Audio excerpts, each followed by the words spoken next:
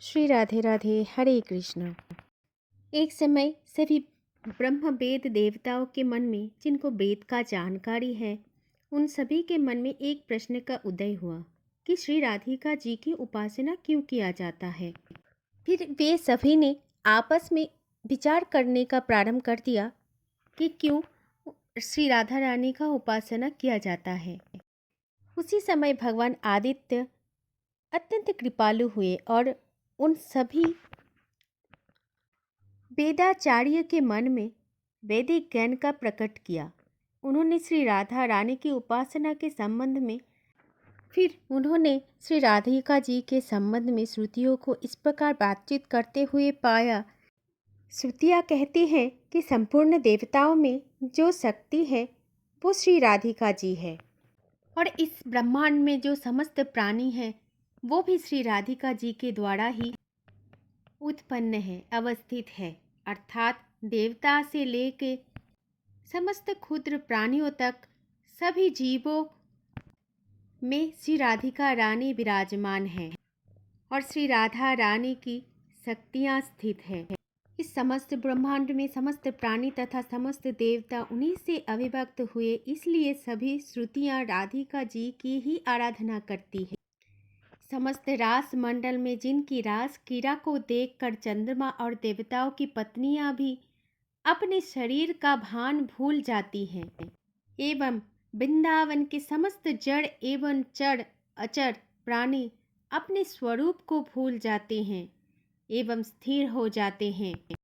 समस्त रास मंडल में भाव वेश युक्त उन श्री राधिका जी को सभी लोग नमन करते हैं।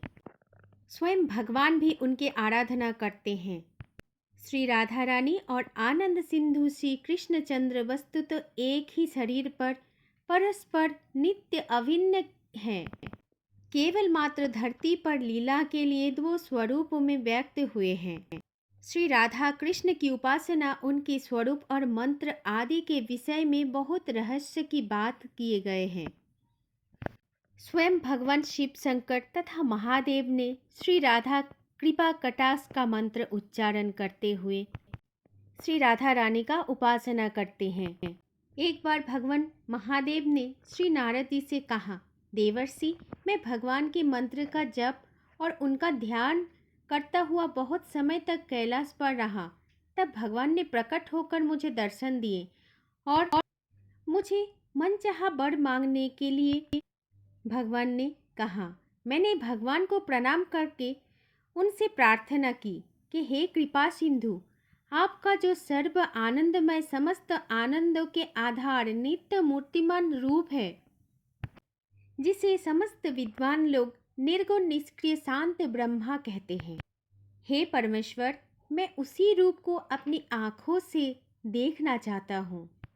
तब भगवान ने महादेव से कहा कि आप जमुना जी के पश्चिम तट पर मेरे पृथ्वी गोलोक धाम तथा वृंदावन में जाइए, वहाँ आपको मेरे स्वरूप के दर्शन होंगे। इतना कहकर भगवान अंतर्ध्यान हो गए। तब भगवान महादेव ने उसी क्षण मनोहर यमुना तट पर जाकर देखा। समस्त देवताओं के ईश्वरों के ईश्वर भगवान श्री कृष्ण मनोहर गोप वेश धारण किए और उनकी सुंदर किशोर अवस्था है श्री राधिका रानी, जो भगवान कृष्ण के कंध पर अपना अति मनोहर बायां हाथ रखे हुए सुंदर त्रिभंगी से खड़े मुस्कुरा रही हैं और चारों ओर गोपियां का मंडल है। शरीर की कांति सलज जलज के सदृश एक स्निग्ध श्याम वर्ण है। आप अखिल कल्याण के एकमात्र आधार है। इसके बाद भगवान श्री कृष्ण ने अमृत भरी वाणी से भगवान भोलेनाथ को कहा, हे भोलेनाथ, आपने जो मेरा ये अलौकिक रूप देखा, सारे उपनिषद मेरे इस निर्मल प्रेम में सच्चिदानंद घन रूप को ही निराकार निर्गुण सर्वव्यापी निष्क्रिय और परतपर ब्रह्मा कहते हैं। हे महादेव, मुझ में प्रकृति से उत्पन्न कोई गुण नहीं है और मेरे गुण अनंत है, उनका मैं वर्णन नहीं कर सकता।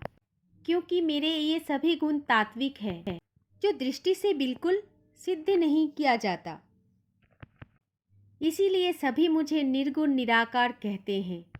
भगवान श्री कृष्ण भोलेनाथ से कहते हैं कि हे महेश्वर, मेरे इस रूप को चर्म चक्षु के द्वारा कोई देख नहीं सकता, इसलिए सभी वेदों में मेरा रूप को निराकार कहते हैं। मैं अपने चैतन्यास के द्वारा सर्वव्यापी हूँ, इसलिए विद्वान लोग मुझको ब्रह्म कहते हैं। फिर भोलेनाथ ने भगवान से पूछा, भगवान आपके इस युगल स्वरूप की प्राप्ति किस उपाय से हो सकती है? कृपया मुझे बताइए भगवान। तब भगवान ने कहा, कोई व्यक्ति अगर राधा कृष्ण की शरणापन्न होकर मन के भाव से हमारी उपासना करती हैं, केवल मात्र उन्हीं को राधा कृष्ण की प्राप्ति होती है। अन्य किसी को भी ये सत्य का ज्ञान प्राप्त नहीं होते। और एक सत्य बात है महादेव, अगर कोई व्यक्ति अपने पूरे भाव के साथ, प्रयत्न के साथ इस भाव को प्राप्ति के लिए श्री राधा रानी की उपासना करनी चाहिए। भगवान श्री कृष्ण ये कहते हैं महादेव से कि हे महादेव, यदि आप मुझको अपने वश में करना चाहते हैं, मेरी कृपा पाना चाहते हैं, तो आपको सबसे पहले श्री राधा रानी के शरण में जाना पड़ेगा। दोस्तों, श्री राधा रानी की उपासना इसलिए किए जाते हैं क्योंकि वे प्रेम, करुणा, भक्ति की देवी मानी जाती हैं। जो भी व्यक्ति श्री राधा रानी की उपासना करते हैं, उन्हें हमेशा भगवान श्री कृष्ण की कृपा प्राप्त होती है। भगवान कृष्ण कहते हैं, जिन्हें कृष्ण कृपा प्राप्त करना हो, वो सबसे पहले श्री राधा रानी का उपासना करे। राधा रानी को भक्ति की देवी माना जाता है और उनकी कृपा से भक्तों को सुख, समृद्धि और मोक्ष की प्राप्त होती है। दोस्तों, राधा रानी को भगवान श्री कृष्ण की आंतरिक शक्ति तथा आह्लादिनी शक्ति के रूप में भी देखा जाता है। दोस्तों, आशा करती हूँ आपको आज की ये जानकारी अवश्य अच्छी लगी होंगी। कमेंट बॉक्स में राधे राधे लिखना ना भूलिए और चैनल को सब्सक्राइब करके वीडियो को शेयर जरूर कर देना।